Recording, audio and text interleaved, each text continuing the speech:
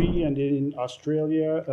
Are you satisfied with the outcome of this? And can you give us any details on the diplomatic negotiations that went ongoing between Australia, the U.S., UK, and all that? Give us any light on that. So with respect to the first question, I'm not going to have any comment, only because under our system we have an independent Justice Department that makes its own decisions on these matters, and it's appropriate that they be the ones that speak to them and not have other departments in the United States weighing in one way or the other. That has always been the case, but of course we have confidence in our colleagues at the Justice Department to make these decisions and make them in with the full interest of the United States in mind. As it pertains to involvement of the State Department, I can tell you it was very limited. Only in the last few days, this was a matter that was handled by the Justice Department through law enforcement channels. There was some small coordination role between our embassy and the Australian government just in the past few days, but this was, other than that, a law enforcement matter handled through law enforcement channels. But are you satisfied that the case is over? So look, the Justice Department has spoken to that, and I don't have anything to add. Obviously, the ambassador put out a statement that said we were happy to work with our Australian colleagues on it, and that remains the case. I do think it is important when we talk about Julian Assange to remind the world that the actions for which he was indicted and for which he has now pled guilty are actions that put the lives of our partners, our allies, and our diplomats at risk, especially those who work in dangerous places like Afghanistan and Iraq. This was some years ago now, almost 15 years ago, so I think the world has forgotten much of it. But if you recall, when WikiLeaks first disseminated and published State Department documents, State Department cables, they did so without redacting names. They just threw them out there for the world to see. And so the documents they published gave identifying information of individuals who were in contact with the State Department. That included opposition leaders, human rights activists around the world, whose positions were put in some danger because of their public disclosure. It also chilled the ability of American personnel to build relationships and have frank conversations with them. And at the time, those of you who covered the State Department at the time will probably remember that in the days leading up to that release, the State Department really had to scramble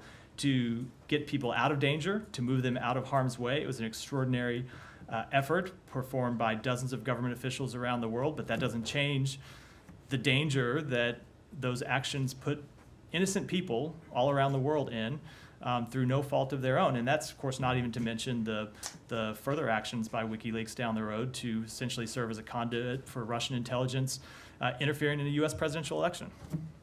Sorry, so I actually did cover the State Department back then, and I don't remember there being any public, there was a public concern that was raised about the potential security risk posed to sources who might have been quoted. Was there actually any, did you ever discover anyone who was injured, killed, had to go into hiding because of them? So a few things about that. One, I can't give you a definitive answer, only because I wasn't here at the time and so much time. And okay, so, hold on.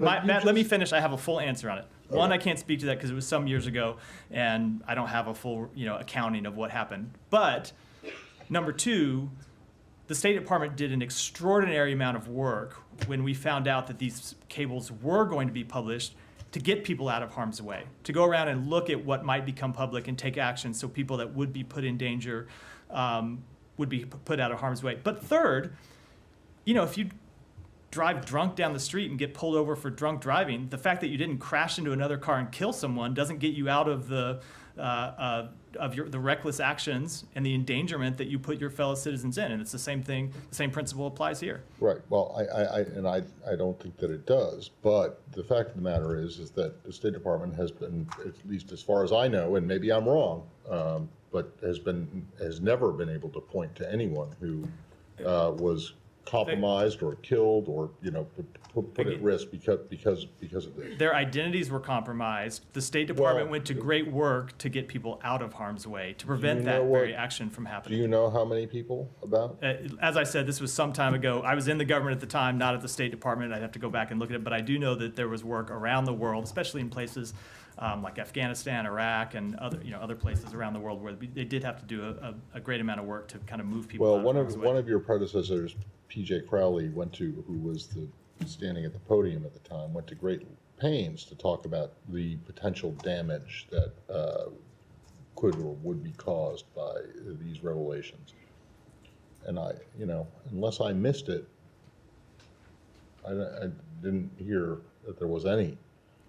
As I said, number one, the department went to a great amount of effort to avoid people being put in harm's way, but it doesn't absolve anyone of their responsibility. I know, but I know you're not, but it's an important point. Just because people were able to mitigate the harm done by your actions, that doesn't absolve you of your actions in the first place. Okay.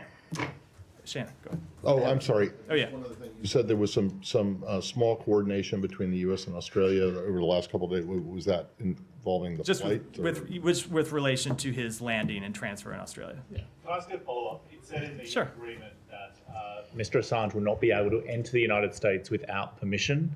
Who will he be seeking permission from? Who would grant that permission, and how would that happen if that were to occur? It would, so I'm not going to speak to provisions in what was a Justice Department plea agreement, but that would be handled, as is the case for anyone seeking permission to enter the United States. And in the judgment, the sentencing part of the judgment, the judge noted that there were no victims of Mr. Assange's behaviour, which is part of the reason that the sentence was what it was. Do you disagree with that? Do you think there were victims of his actions? I'm not going to speak to a comment made by a judge in a ruling. It would never be appropriate for me to do so, but I stand by the comments I made just a moment ago. What?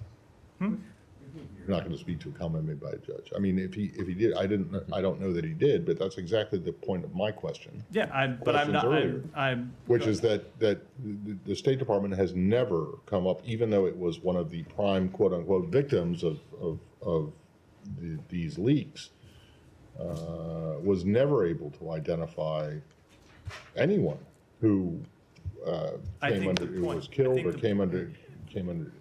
I think the point I made a moment ago is an appropriate response to that, which is just because the State Department was able to take actions to keep people out of harm's way, people that he put in harm's way, doesn't resolve responsibility. What actions did the State Department take? The State Department at the time was able to reach out to individuals whose names were going to be, I can't tell you that, it's almost 15 years ago, Matt, I wasn't here.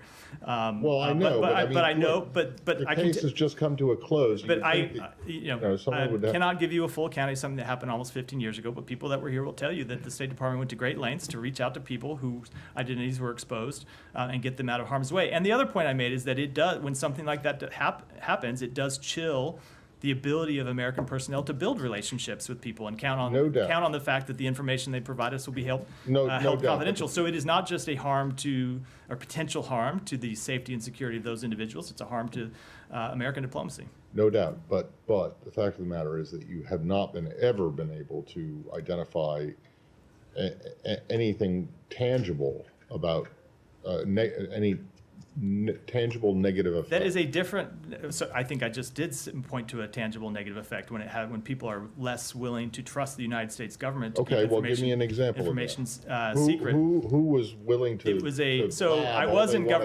government at the time, and I can tell you, traveling the world with a different, a different agency, we often heard from foreign counterparts that they were. I'm obviously not going to speak to.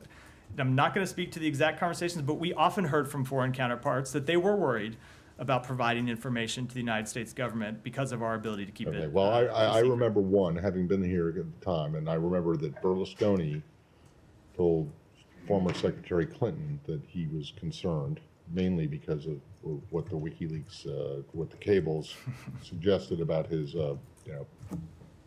activities and there were there were more substantive and serious concerns. Yeah. Were there? Yeah. Okay. Yeah. Can you name not a person? So country. I think you could see why, if the point of the conversation is someone raising concern about private conversations being made public, it wouldn't be helpful for me to then make those private conversations public in response to a question at this podium. 15 years ago. I'll drop it. Go ahead, Alex. Thank you. A couple of questions. Yeah.